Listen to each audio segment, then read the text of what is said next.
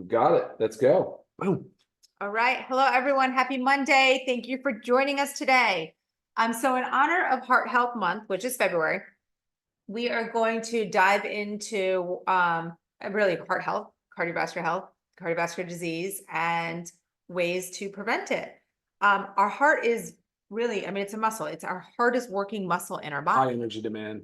We've got to take care of it. So when it comes to heart disease, it is the #1 killer, which is crazy. There's many risk factors that contribute to it, and 47% of Americans have at least one risk factor. That's maybe half of our population has at least one risk factor for heart disease, which is crazy. And it's very preventable. That's one major thing about it. And with it being that preventable, it still causes 20.5 million deaths per year. So it's a really crazy thing to think about this. Something we can actually prevent is causing so many deaths. And that's why it's really so important to highlight it, especially like this, push hard on it this month of February, is what we really can do to help prevent this. So I'm going to read you some of the risk factors, and there's a few others, but the main ones are unhealthy nutrition, poor diet, right? Physical inactivity, not moving your body, not exercising, obesity, high cholesterol, high blood pressure, high blood sugar, smoking, and then there's also kidney dysfunction. And Ryan might elaborate on a few more, but basically with all those, the most important thing to do is know your numbers. Make sure you are getting regular checkups on this from your doctor so you can know where you stand and what you need to do. I will say to that though, because that regular numbers thing and checkups, don't go simplify this a bit and get a blood pressure monitor for home. Yeah, true. Like, just know your numbers. Like I preached it on a previous Zoom that we did on cardiovascular health. And we think it's that important that we're doing it this February for Heart Month, because we want to continue to be sort of a voice of reason and common sense for how to help make people make better changes. But blood pressure monitor at home, $40-50 for a good one. Know your numbers. No excuse. Right. You can even monitor your blood sugar at home. Simple finger prick. Like you don't have to only use that if you're diabetic. This is all about prevention. That's the goal here. Mm-hmm. So knowing your numbers is going to help you prevent these things from happening. I don't know, do you want to go into elaborate a little bit on that before I come back? I do, but with the introduction, I know that a lot of it you said. I just want to reiterate a couple of key points to this. So atherosclerosis is what we're talking about, that buildup of plaque. It's a cholesterol or fat buildup in the artery. It's a thickening or a hardening of the artery. The problem with atherosclerosis, and we said this in the previous Zoom, is it is insidious. We don't really know it's happening, right? As a matter of fact, a third of people find out that they have atherosclerosis, this is a weird statistic, I don't even know how to put it, but a third suffer from sudden death without ever knowing that they had heart disease.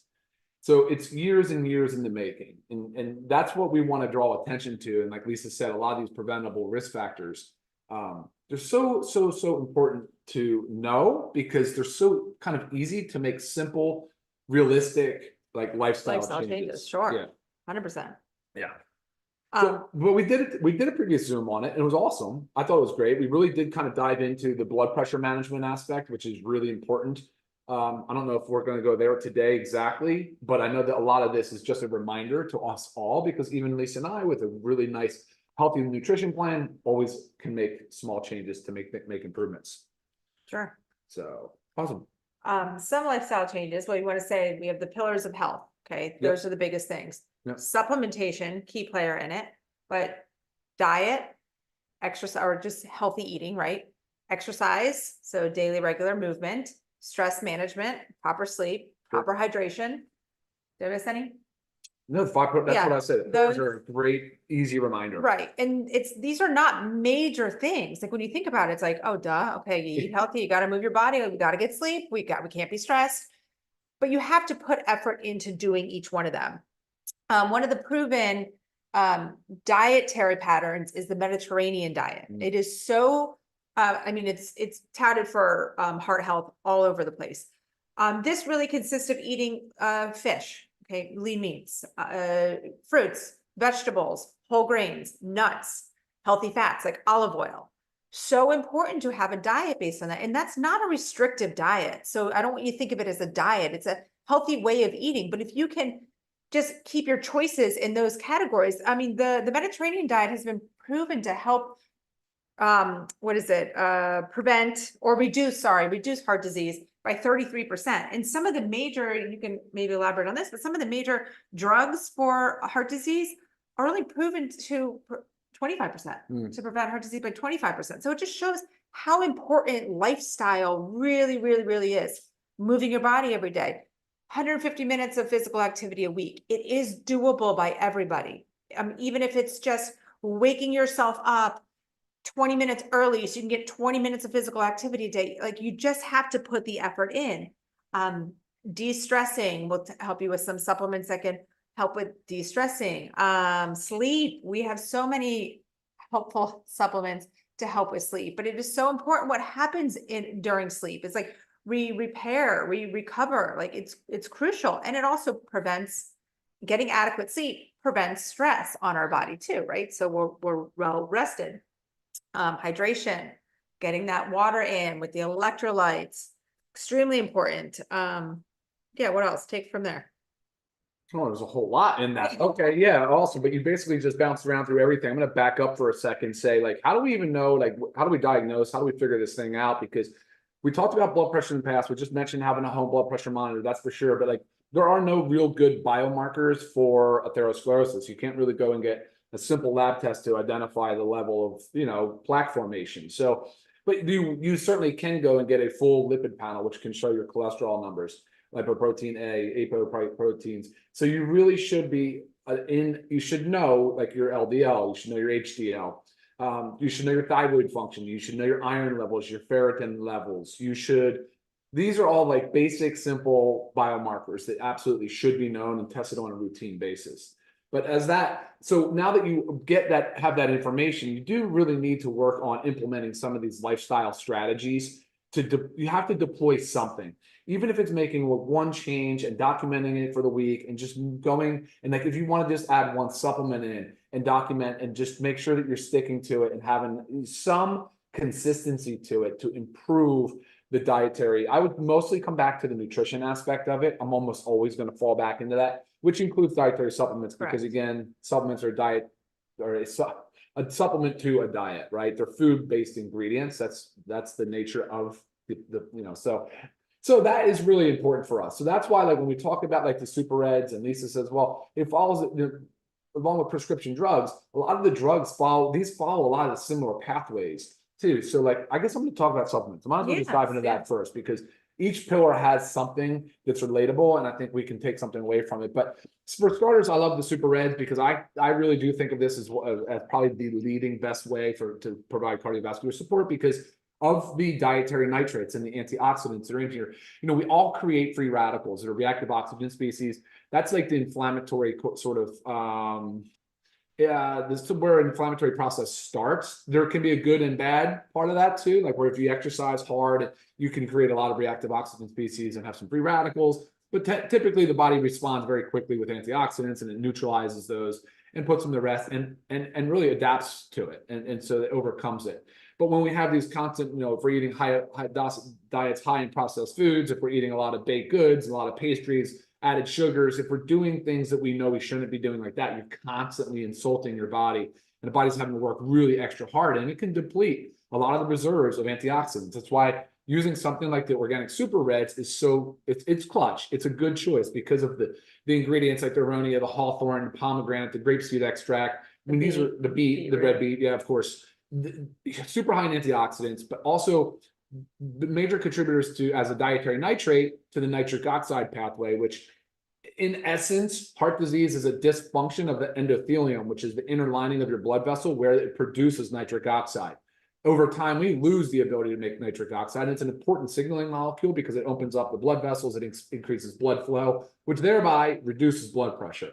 So a huge, it's a big cascade of events, but ultimately dietary nitrates are a great way to support that system. Right, which shows just, again, as we age and something like nitric oxide decreases, we need to work on things, supplementing with them to help our body make more of it. Right? Interesting, as you age. So the number one risk factor, of course, of heart disease is age. So can you control it? No, but can you make lifestyle changes to impact it? Absolutely. Yeah, it's healthy aging. It's about healthy aging. Yeah. Let me see, supplements, so what are we saying? We went through Super Ed, Yeah. so let's go, the vitamin D. Oh, let's do Okay. the daily essentials pack. Okay, Yeah. cool. Yeah. So I would really kind of point out magnesium. I think magnesium is important because it's such an important mineral for muscle, nerve, energy, conduction. So it does alter the membrane potential of the cell. So when your body is going through a contraction state or a cellular like muscle contraction state, magnesium is moving and shifting across membrane cell potential. So it is playing a very important role in our heart health. As a matter of fact, I say this a lot, but when you go into the hospital, if you're a pregnant woman and you're in the hospital with preeclampsia or high blood pressure, magnesium through IV is what they're typically administering because it's so effective. It can lower blood pressure, but it's a really great heart supplement over time, amongst many other things, since it's involved in like 300 biochemical reactions. And stress. And stress, of course, huge in the stress response. Definitely important in the sleep And category. right. Brain chemistry is huge. Because again, long-standing high blood pressure, atherosclerosis, we're talking about a metabolic dysfunction. So now we're talking about brain health. We're talking about sort of a precursor to Alzheimer's and neurodegenerative diseases like Alzheimer's and Parkinson's. But yeah, so once you start that cascade of having atherosclerosis, then you have sexual dysfunction, and you've just got circulatory disorders. Then you have like a low capacity to exercise, and It's like just the downward it spiral. really is. And again, it's sort of one of those things where we have to make these changes, small changes early, and be aware of it. Yes. Be aware. Vitamin D3, K2, we know it's not only just a vitamin involved in bone health, but converts to in the kidney, converts to a hormone. So it plays a very important, not only just in bone, but that's where it's mostly been, but immune health, immune support, and heart function, and energy, and immune. I already said that, but there's a lot of function in the D3, K2 world. Did you want to comment? And what on that? about the K, the blood thinning? Yeah, well, of course, vitamin K itself is part of the blood clotting process. So you need to have a normal balance of vitamin K, which you typically would find in green leafy vegetables and things of that nature. But in this example, K was really more designed to help increase the utilization of calcium along with D for bone health and immune support. But yes, absolutely important function there as well. Factor 4 is it? Should I go? Actually, no. So let me stay daily essentials pack. So D, mag, and then the multi, the women and men's multi. So another level you should have checked, I said thyroid, iron, ferritin, lipid panel. Should also have your homocysteine levels checked. Typically, people are low in homocysteine or high in homocysteine, sorry, is because they lack the proper B vitamins. And especially folate. Especially folate, yeah. Folate, B12. You really have to make sure, and you really want to make sure you're getting a decent methylated form of folate and B12, which is exactly what we put in here. But homocysteine levels, guys, you can Google it, you can research it, well documented. And you have all your B vitamins in the multi, as well as some other important antioxidants. You have iron, again, in the women's, in the men's, you have a lycopene for prostate support. Anyway, so there's a lot of benefits in here because it fills in any of the nutrient gaps. It can really help with some of those micronutrient deficiencies that can be there, especially, and I'll close with this, but especially if you're on a prescription drug. Many prescription drugs deplete the body. It's called drug-induced nutrient depletion. Which we also have a whole Zoom on that. Whole Zoom on it, but many drugs will deplete the body of key vitamins and minerals and nutrients. So keep that in mind. And last but certainly not least is factor 4.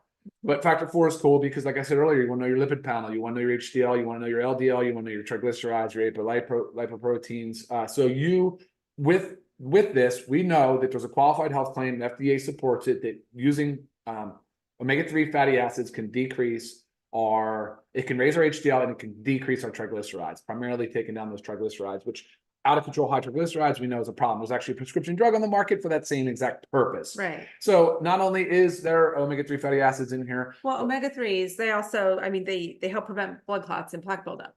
All in all. Yeah, it's through the lipid. It manages your lipids. Right. Yeah, I feel like I get a lot of questions about like, what do I do for plaque buildup? And it's almost like reversing, like, well, that has to do with the cholesterol building up. And then, I mean, it's a whole full circle. And then the blood pressure increasing because they can't get through. And there's an anti-inflammatory component to it, since again, going back to atherosclerosis, we're talking about some plaque formation on the inside of an artery. What is that? Why does that start? It's an inflammatory process.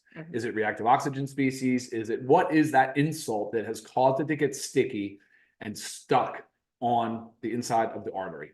It's inflammation, but why? So this is considered an anti-inflammatory in many aspects because at about 1 gram of EPA and DHA, and there's like 600 milligrams per soft gel. So your first 2 soft gels will be about 1.2 grams. So that in itself, that will start to have that anti-inflammatory effect.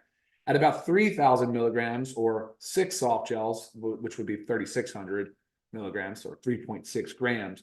At 6 soft gels, you would start to have that very drastic reduction of triglycerides. Anyway, so that's something to keep in mind, but the omega-3s really, really important. Anchovy-based, clean fish, tested, good to go there. And then we have, of course, curcumin as an anti-inflammatory. It's a very potent Ayurvedic medicine. It's really, really good for so many aspects of heart health. Then you have CoQ10, which CoQ10, major player as far as it could, as even just as an antioxidant. But of course, we know that it's a cofactor in many biological functions, which can or may or may not be depleted using a statin drug, which if you're talking about cholesterol, you're talking about atherosclerosis, the first line is usually, providers are usually trying to say, start your statin drug. This would be very beneficial for those of you that are taking statins. And then garlic, and I know I'm missing one. Well, black pepper, but that's just. Garlic. Oh, maybe I got it. Yeah, Okay, cool. Awesome. So yeah, that's that. And then just a few of the amino acids, Right. arginine and citrulline, especially, that help with the nitric oxide, also dilation of the blood vessels. Very important for heart health. Also, I was reading, about glutamine and carnitine also play a role in it. So that's all in our essential aminos. And then a few other things throwing in. I mean, our super greens, because this helps with your stress response with the ashwagandha in it. So it's kind of funny, like we want to talk about, heart health, but then it comes, it really comes full circle. We talk about healthy eating, making sure you're having a proper diet, getting lean meats, enough protein. Then you throw in our protein powder. So again, it's really the whole big package of what Live Good offers that's going to help with your lifestyle changes to help in the prevention of heart disease. And also, if one does have heart disease, guys, parts of it are reversible. You need to work with your doctors about the proper supplementation and balance of medication, and hopefully change your lifestyle and start to wean off or just decrease your medications. It can be done. Well, guys, all right, yeah, we're almost 20 minutes in. questions. Yeah, no, we'll look at a few questions. It's a personal issue for me. My dad died of sudden death due to cardiac arrest. So completely understand this process. I think we all probably know or have someone that we know that is dealing with heart disease. So, oh yeah, here you go, David. Same thing. Your father had a stroke, and I'm telling you, man, I know. I could feel for you on that. We're gonna keep blasting through a few of these questions. And then it's, when it says though, like 80% of cardiovascular disease, including heart disease and stroke, is preventable. Just keep that in mind. Like we all know somebody that's really been heavily hit by heart disease, maybe passed away from heart disease. Yeah. And then you have to look at yourself and your loved ones that are present and think about how preventable something is. So you've got to put the effort in. Yes. Got to put the effort in. Yeah, I agree. Best vitamins for high blood pressure from Valerie. It's just like everything we've really kind of just said. I mean, if anything, you would start with a daily essentials pack and add your factor 4. So you'd have D, mag, the multi, and your factor 4. But the super reds is cardiovascular support. But again, you're saying for high blood pressure, know your numbers, exactly what your numbers are. If your numbers are stage 2 or and are in a high stage 2 levels, which there's a specific range, then you might need some medical intervention or extreme dietary changes, right? Like dietary advice from a registered dietitian, not a bad idea, or incorporating more physical exercise. Well, in addition to. All right, let's keep going here, guys. Calcium will never be, so I got a question here. Calcium will never be added to the vitamins, but they will come out in the form of a bone support supplement. I recognize calcium plays an important role, not just in bone health, but yes, in other functions. It was intentionally left out of the multivitamin because of its issues with chelation competing for absorption. And quite frankly, people should have control over their calcium. All right. Quality of the B12, agreed. Thank you, Christina. I know, I absolutely agree with that. A lot of people, my father needed more B12 and resisted it significantly. He was trying to do the injections, but it failed miserably. But yeah, big time B12 deficiency, homocysteine levels, get those checked, guys. It's a big one. And we've talked about this too with bees. If you're a poor methylator, which I am, you have to make sure you're taking even more. So just another part of like, know your numbers, know your history, know what's going on. Very important. Hey, Julie, question is, would it be worth starting when you've already had a stroke? Yes, of course. If you had a stroke and you survived the stroke, then of course, lifestyle changes is really the primary thing you should be doing in addition to whatever other medical advice you're receiving, but supplementation for sure. Can you have too much supplements for your cardiovascular? Yes, of course, Jackie. Yeah, I think that you need to be careful with your supplements. And if you have questions on other supplements you're taking or want to know if there's any kind of known interactions, I'd be happy to help you with that. But yes, you can take too much. I'm not suggesting like at like an upper limit here. I mean, on the omega-3 fatty acid, you would do it based on the omegas, would probably be like, gosh, it's actually really high. The upper limit's high. You wouldn't even really make it there just because it'd probably give you more GI upset. But it's 4 grams would be as much as you possibly need to go, which would be basically 8 soft gels per day. Dwayne, yes, you asked about a fiber supplement. Yeah, fiber is also very important. Very with important. heart health. Yes, and we will. I mean, we do have fiber in the coffee, but we will be having a fiber supplement. Yeah. Yeah. Those with diabetes, factor 4, okay. Well, I'm assuming those with diabetes are checking their numbers. So anytime you start anything, a new supplement, a different food, whatever it is, you should be really kind of OCD over your diabetes and your numbers. So monitor your numbers, see what happens when you start it, and just check your numbers, know your numbers. But yes, Yeah, it's for information. Diabetics absolutely should be taking omega-3 fatty acids. What are the ideal numbers? So, Tina, if you can easily Google, you can see what normal blood pressure is, which is typically, I mean, 120 over 80 and below. So 120 over 80. And then you have stage 1 and then you have stage 2. Oh, what am I drinking? Hey, Terry, I'm drinking the collagen. It has this color just because of the antioxidants that are in there. It is unflavored. This is no artificial ingredients. Love the collagen. Another good one to support there's a lot of collagen. Obviously, it's the most abundant protein in our body, but it's also present in our vasculature. It's in our arteries and our veins. So again, the connective tissue. So again, probably a very good supplement for heart health.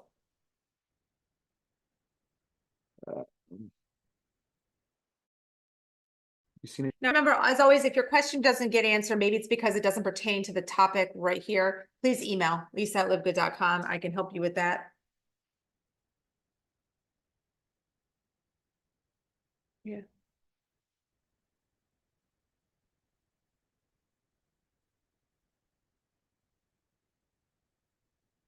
Someone's asking about skipping meals. Maybe if something is a meal replacement, taking the super reds, not a meal. I mean, there's 10 calories in the super reds. No. Hey, David, you're asking for a routine. Last week, actually, it's on YouTube now. We did this Monday Zoom on routine.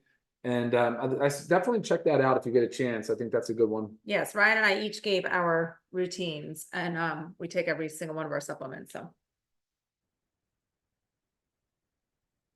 the question I'm only answering, the question is, there's caffeine in your coffee? Yes, there's 100 milligrams of caffeine in the coffee. And I answered it because you want to be cognizant of the fact that some stimulants like caffeine can raise blood pressure. Yeah.